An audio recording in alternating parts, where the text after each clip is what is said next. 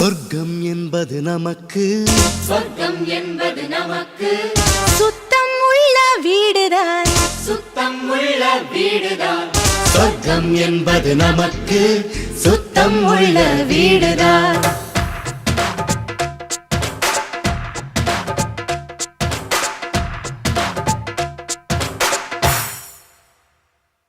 சொர்க்கம் என்பது நமக்கு சுத்தம் உள்ள வீடுதான் சுத்தம் என்பதை மறந்தால் நாடும் குப்பை மேடுதான் சொர்க்கம் என்பது நமக்கு